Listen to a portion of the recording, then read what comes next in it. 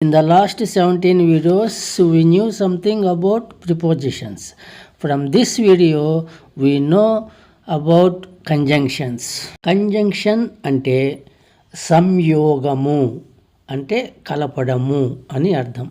అంటే రెండు పదాలను కానీ రెండు ఫ్రేజెస్ను కానీ, ఫ్రేజ్ అంటే గ్రూప్ ఆఫ్ వర్డ్స్ లేదా సెంటెన్సెస్ని కానీ ఇండిపెండెంట్గా ఉండే సెంటెన్సెస్ని కలపడానికి సంయోగం చేయడానికి ఉపయోగించే పదాలను కంజంక్షన్స్ అని అంటాము. ఈ కంజంక్షన్స్ 4 రకాలుగా ఉంటాయి. Conjunctions is 4 types: coordinating, subordinating, correlative and conjunctive adverbs.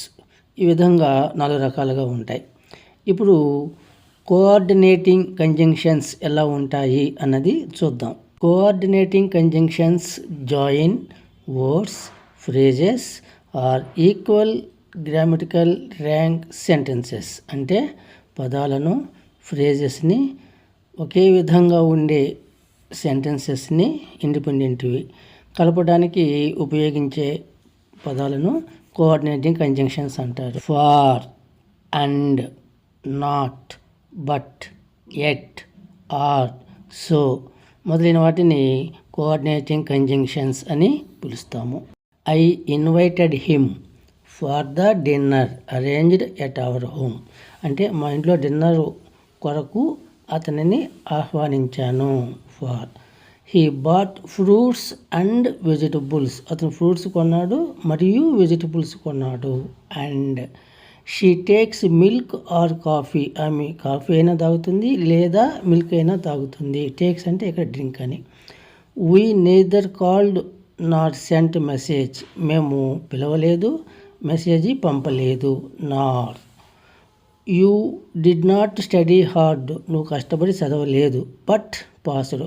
కానీ పాస్ అయ్యావు. బట్. They are rich. వాళ్ళు ధనవంతులు.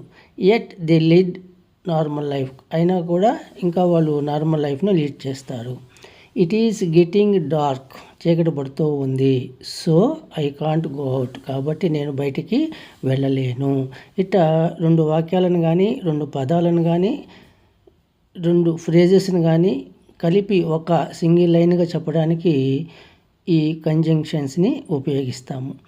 ఇక్కడ and, Nar, so, but, at, far ఈ పదాలను